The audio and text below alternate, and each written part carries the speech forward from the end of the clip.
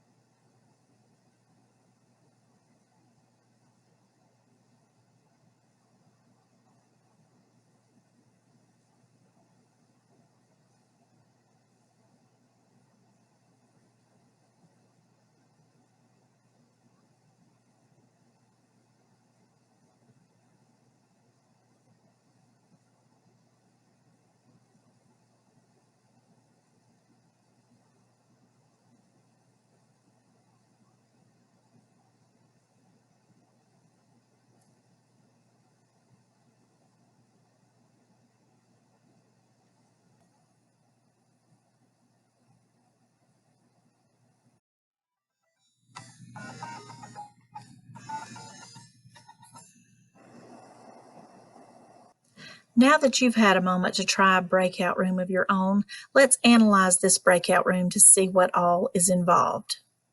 At the top of this Google site, you see I've added a colorful picture that is meant to engage our students. I've also added a title, and the title can be straightforward or it can be something very creative. Just below that, you see I have included the scenario that the students will use to really get into the story that you are laying out before them. You can make this very realistic if students are really working towards solving a problem, or you can make it fantastical, as I have, about visiting the moon. Below that, you see clues, which will begin to unfold the information that the students need. The clues come down the right-hand side, and on this front page culminate with the puzzle that appears right here. On the left-hand side, you see that I have embedded the Google form, which we will be talking about in just a few moments. Also, at the top, you see that I have not only this home page, but a second page. And this second page is where additional clues can be housed. You can continue to add more pages if needed as you develop your Google site. All right, now that you've had a chance to try it, let's think about what you notice and wonder. Maybe you noticed that there were several different types of clues. Maybe you noticed that I had it set up in a Google site. Maybe you wonder about templates, and maybe you wonder how you come up with the clues.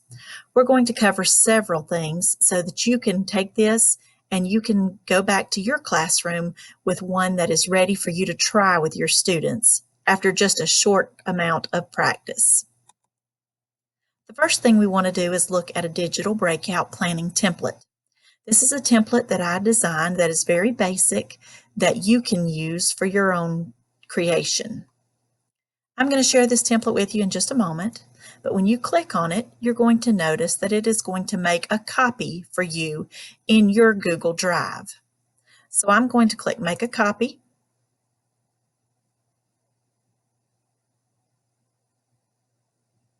And it has made my own copy of Breakout Planning. And if you want to save this as a template, go ahead and click File, Make a Copy, and then you can rename this Breakout Planning Template and save it for yourself as well. But we're going to actually use this template, and we are going to pretend like we are doing a breakout about bugs. We might get creative with our title, but for right now I'm going to put bugs. We would pick the standards that we're going to be covering as we do this breakout about bugs, the subject and the grade level. Maybe this is going to be a first grade breakout, and we're going to be covering nonfiction text features. And so the standards are going to link back to those nonfiction text features. We may also be able to link this to science and the life cycles that students will be covering. And then we are going to think about what the goals for the breakout are. What do we want our students to find out? What do we want them to know, to understand? And what do we want them to have accomplished as they finish this breakout? So make a quick note of that there, and that just kind of helps to keep you on track as you're designing. Our next question is the compelling story, or our introduction. It is always fun and motivating for students to have that compelling story. So I would encourage you to be creative and to think about what kind of a story could we create for our students. So here it might be that our students have gone down into the basement to find a box that Mom sent them down to retrieve, and as they get down there, they feel a spider web and they see a bug crawl across the floor, and they begin to wonder about these bugs, and then the door locks at the top of the stairs, and they have to solve these clues in order to get out of the basement and away from the bugs. So something fun and creative helps to drive this for the students. Then we're going to design our locks, and you no doubt saw several different types of locks, and we will talk more in depth about the types of locks in just a moment. But I would fill this out with the type of lock that I want here. So maybe my first is going to be a word lock, and maybe my word is going to be the name of a bug that I want the students to learn about. And maybe I'm going to have a puzzle that the students are going to put together. And so I am going to use Puzzle Maker or maybe Jigsaw Planet. Create my puzzle that the students are going to complete. And so I would go ahead with this, and if there was a significant number, maybe there's a significant date that students need to know, and I would fill these out with the type of lock, the answer, where they're going to find the information, whether it's a clue that you've created, or maybe it is simply a website link or a link somewhere else that they are going to be able to use.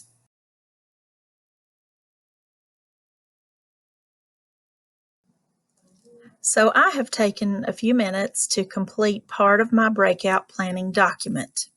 I now have a title, the standards I'm going to be focused on, my subject area and grade level, and then I've started working on the goals for my breakout, as well as locks and clues that are going to open those locks.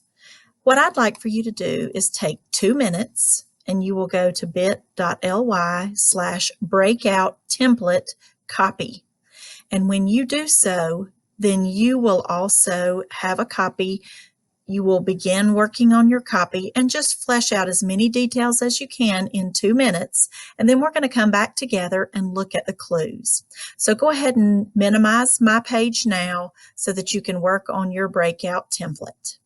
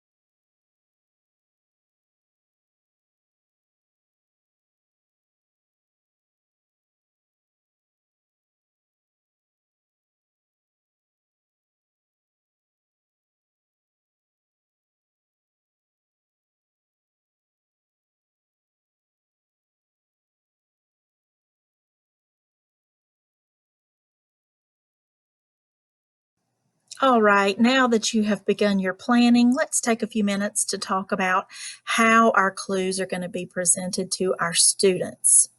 So first of all, the information that is going to solve your clues could be presented in part of a lesson. It also could be at a link that you send the students to, whether it's a link that is embedded in a Google site, or it could be a link that you've given to students, but they may have to go to that link online and be able to dig for the information that's going to unlock the lock. The next option would be a video, whether it's a video that you've recorded yourself or maybe one that you have found online. A puzzle is always a fun way to solve it. Whether it's a jigsaw puzzle that's digital or a puzzle that they have to solve, both of those are great ways to present a clue to a student. And then you have formatted clues, and we're going to look at resources for several of those. All of this information is able to be embedded or added as a link to your Google site that we will be building in just a few moments. Maps can be a great clue. You can use a map to provide directional clues for a directional lock. This might be a great way to help students understand the places that a story or a novel take place. If they are moving from place to place, then the directions are provided. It also could be a great way to use directions in a migratory lesson for science. You could use a place on a map to provide numbers for coordinates in a number lock. Or you could even use a name or a place for a name or a location lock if that were what you were providing for students. This is a simple map that's on a Google slide. You could use something like that. You could always use Google Maps or some other map program that you and your students are already familiar with. There are lots of other types of clues that can be used and integrated, and I'm going to share a resource board for that with you, but I wanted to talk about a couple of those before we do.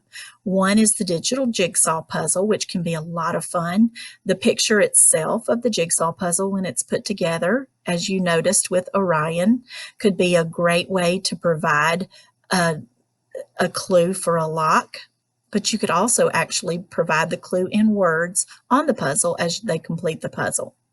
Primary sources are a great way to get students to dig into historical documents, and we do have some resources for primary sources. You could also use a calculator, whether it's a four-function calculator or a scientific calculator, to have students work a problem and then have a number lock that they are able to open as a result of that. Links to passages or a story with embedded clues can be a great way to provide clues to students.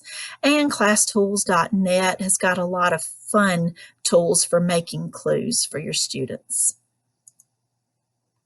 So we're going to take a few minutes to check out these links. You're going to go to bit.ly/breakout resource board. So again, in just a moment, you're going to minimize this presentation, and you're going to go to bit.ly/breakout resource board while I have our countdown timer up, and explore some of these resources and go ahead and try to make at least one clue.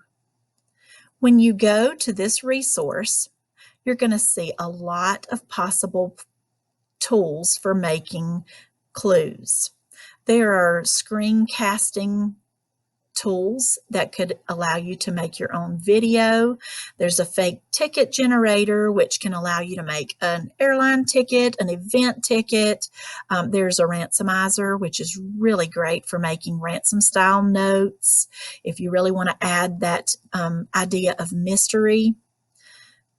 Jigsaw Planet is on here, which is the great one for making jigsaw puzzles. Diffin is a great tool that's online for being able to contrast and compare two items that could help the students to derive a clue. Vocaroo can provide your audio clues. And I have also added on here a tool to be able to see this day in history. Image Chef is a great place to make memes, but what I added on was actually being able to use, let's find that clue, this one right here, a Bitmoji Classroom. And within the Bitmoji Classroom, you can actually hyperlink clues from the classroom, so it seems like they're really in a room, and then when you publish that to the web, that link becomes live so that they're able to click the clues that are live links in that page. So take a few minutes to explore these, see if you can create one quick clue, and then we're going to come back together and look at building the Google Doc and the Google site that you will use. Let's take a look specifically at how some of these clues are added to our Google site. First, I've gone to diffin.com, and this is where you can easily compare or contrast two things. Let's look at the difference between the sun and the moon. When I pull this up, I'm able to easily see differences and similarities between the two. If I wanted my students to see this exact same comparison, I can copy this link, go into my Google site, and then I'm going to actually add a new page.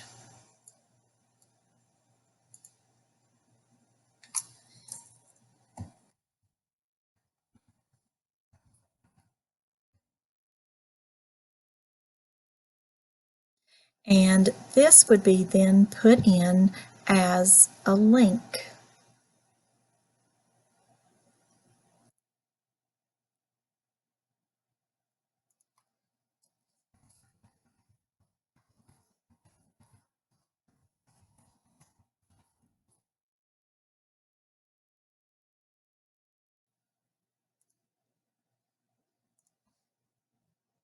I'm going to paste in my link and apply. And so now I have a live link that I can then add additional information.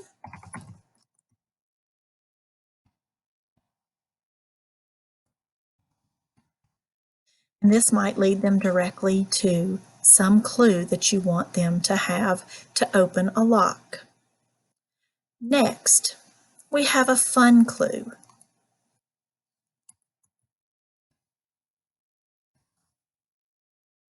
If we put in the information that we want, we're going to put in our sun is a star.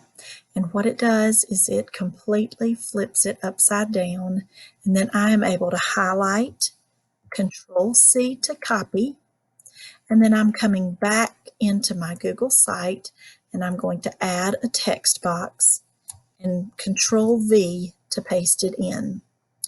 I am going to make it larger because I want it to be a little more easy to see. And so now we have this message, but students do have to use their brains a little to think about what exactly is this trying to tell me.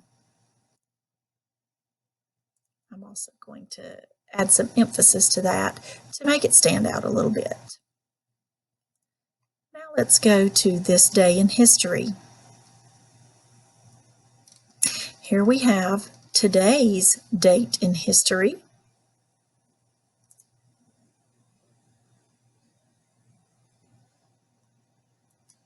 We are going to select another date. And what we might do is we might determine that there's a particular day that was an important date about space travel or about outer space.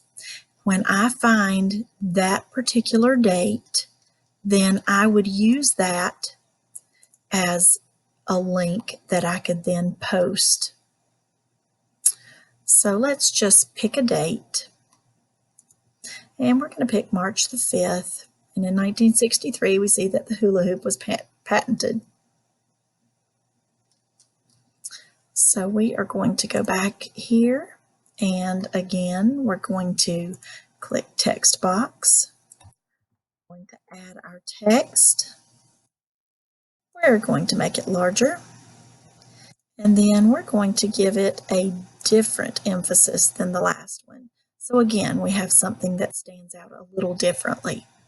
And last but not least, let's look at making a meme.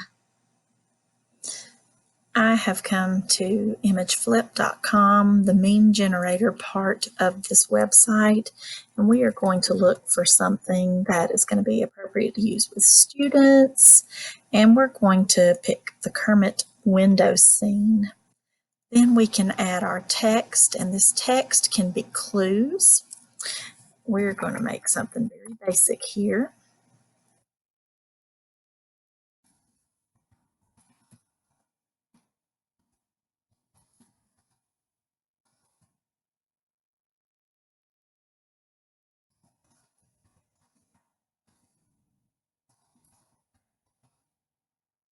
All right, so we have got our information in. Again, this could be clue information.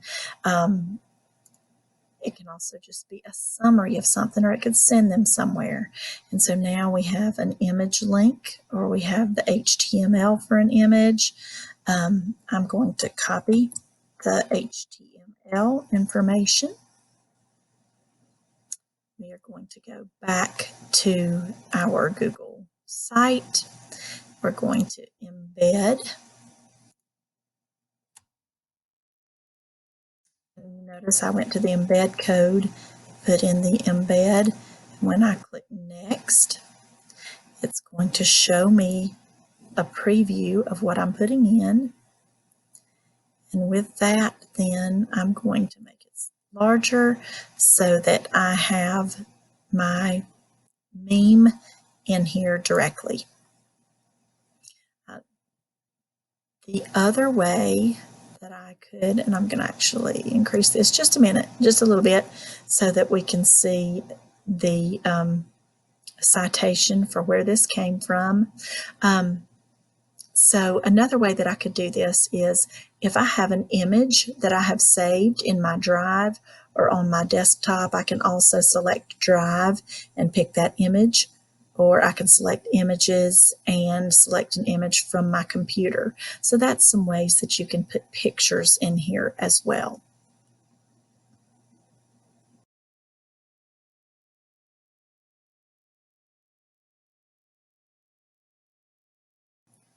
Now let's take just a second and we're going to go up here to the preview button, and we're going to see what this actually looks like from the student perspective. So here we have our home page, which we started with.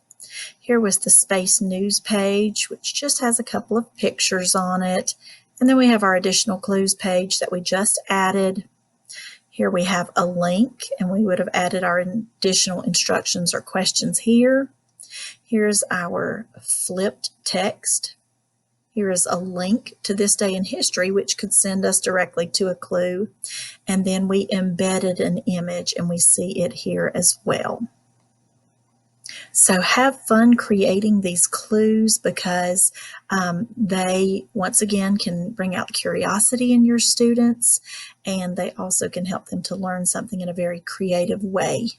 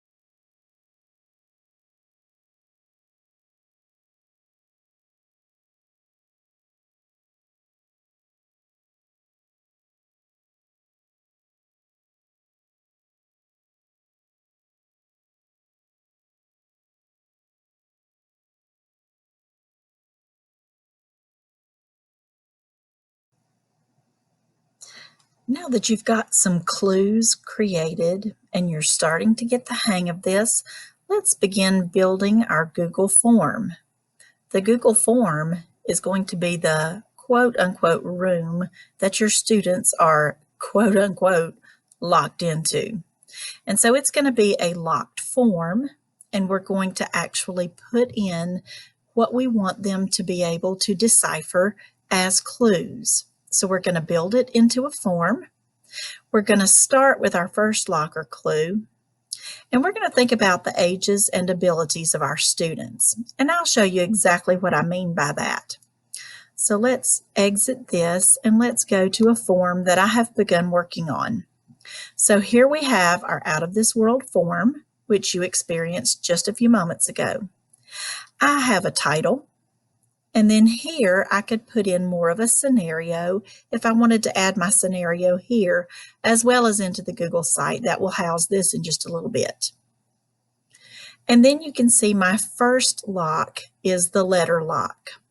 Well, these letters need to be significant letters, and I've told the students it's a letter lock, so they know that they're looking for letters.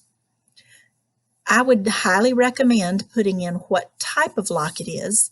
The other thing that you might add would be where I have word lock right here. If I were to edit this, I could add a question.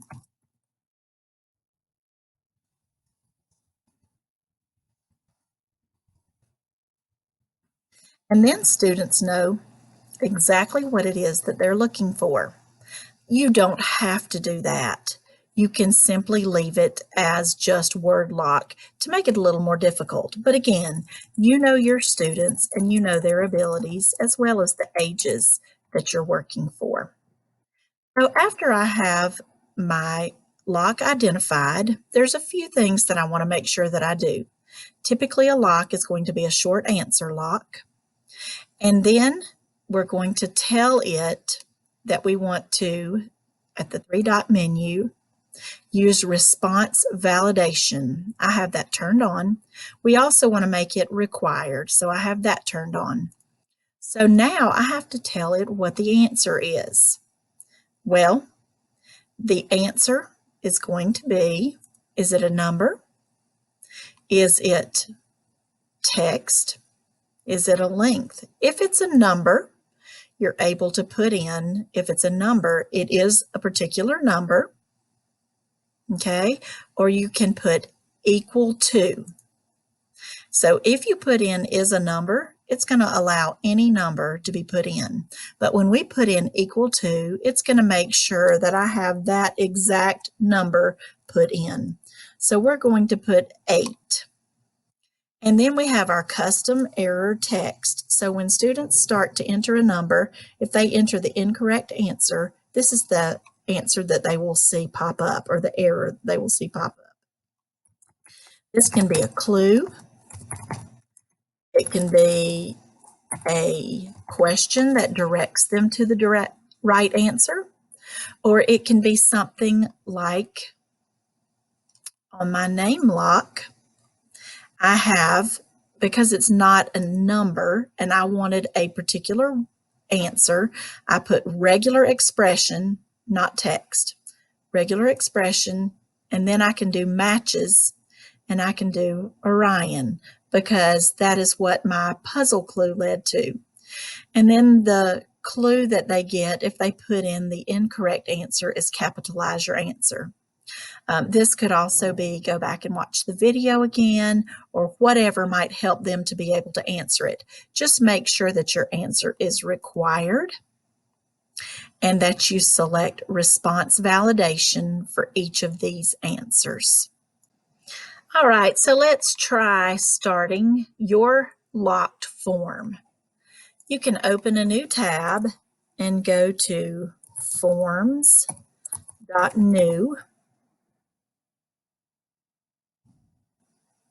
And if you are logged into Google, it's going to automatically start this new form for you.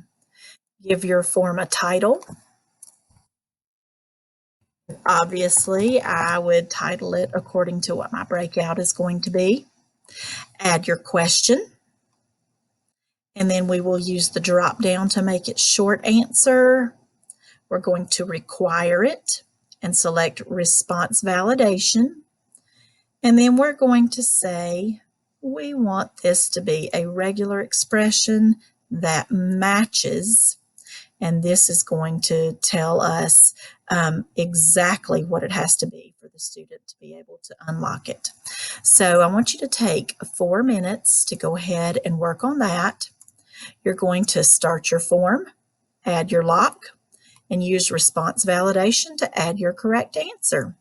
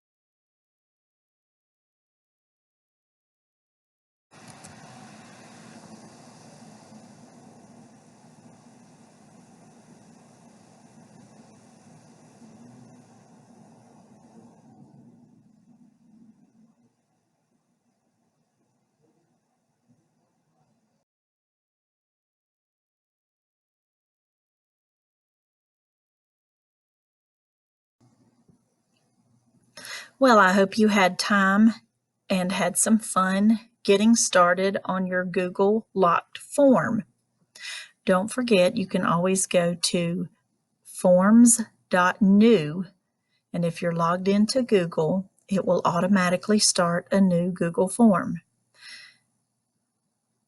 You can always come back to your form and edit more later, so don't feel like you have to have it done at this point. We're going to now move to starting a site to house all of our breakout clues and our form and anything else that we need to go with that. So what we'll do as we get to our site is we will embed as much as possible, and that will hold it there in the site for our students.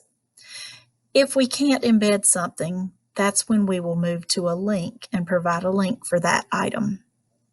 And then we will be sure to add our locked form.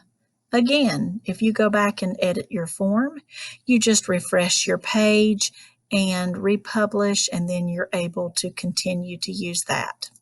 So let's go to a Google form or a Google site that we have started.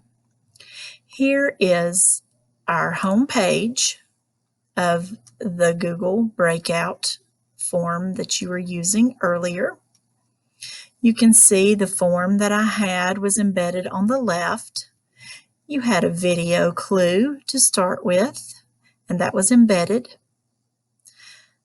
This was not easily embedded, so I used a link for this fake Facebook page.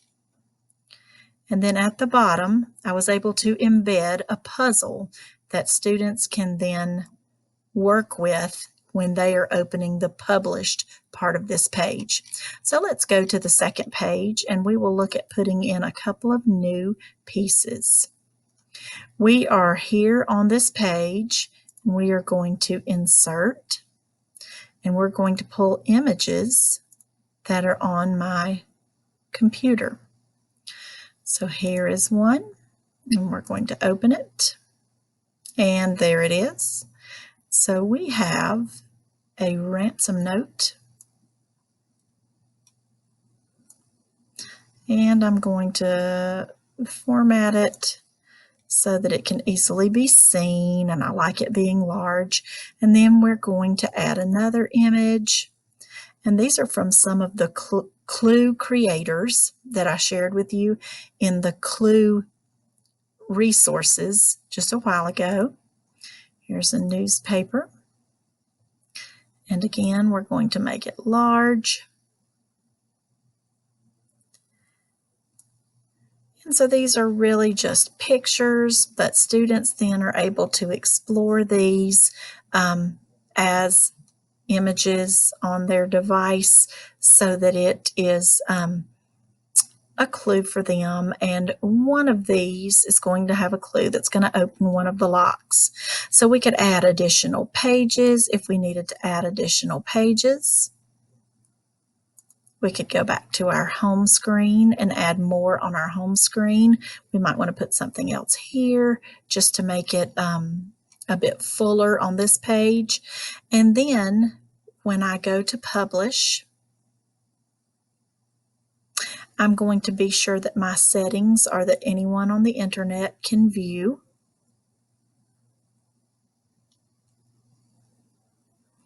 And this is what is currently published. This is what I want it to be changed to. And I do know that I want the changes, so I'm going to go ahead and click publish. And this is catching all of the new updates that I have.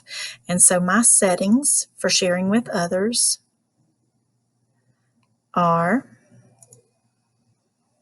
that it is a published site, it's public, anyone that's on the internet can find it and open it. And I'm going to click done. And then when I click this, I can grab the link right here. Here's my link, and I can copy that link, and I'm able then to share this out with my students.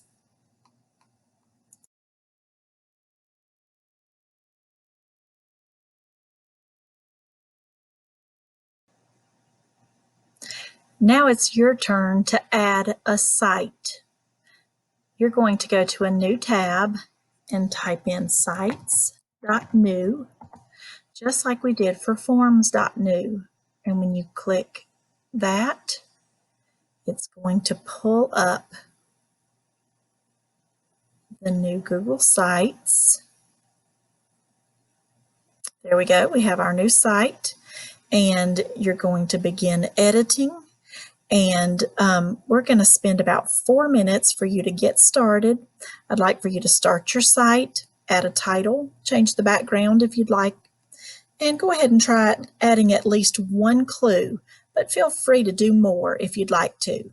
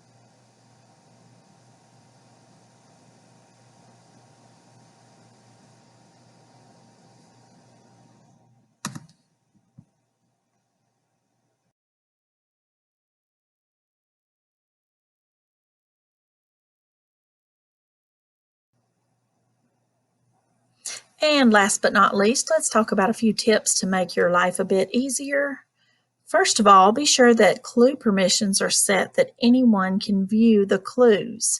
This is especially important if you are in a different domain than your students. Just double check that. The next thing is be sure that your form is collecting email addresses if you want to know who responds. If you're not collecting email addresses, you might not know who it is that has answered and successfully broken out. And finally, double check clues and settings on a different device to be sure that your students are going to be able to access them as you want them to do so. And then we do have resources, and I'm going to share these resources so that you will have them. You should already have the planning template copy, but I will have that link again for you. You should also have the clue creation tools. Again, I'm going to share the list of the clue creation tools with you again. And then I have 2 Google Site templates, which help you to be able to create one of these without having to start from scratch. You can go in, make a copy, and simply edit to make it what you want it to be.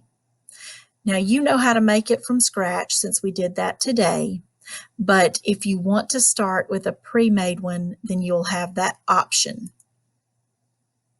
And then I have included Ditch That Textbook, Tips and Templates for Digital Escape Rooms, and then also from Breakout EDU, a link to their Fun at Home ready-made games, which may be fun for you and for your students. And watch out online because sometimes they offer games that are available specifically for schools at a free rate as well. So you can access all of these resources by going to bit.ly/breakout resource page, and it will have all of these resources on it for you. And it is, as I believe we mentioned in this particular presentation, it is a published link so that it will have active links for you. So that again is bit.ly/breakout resource page, and I hope you have a lot of fun accessing and making these for your students. I do want to say thank you to NC TIES 17 for some of the clue resources that I used. A special thanks to the ones who made these slides possible at Slides Carnival. And I do thank you for being part of this. If you have questions, you can find me at jfrazerdlf, or here is my email as well. So thanks a lot, and have fun having fun with your students.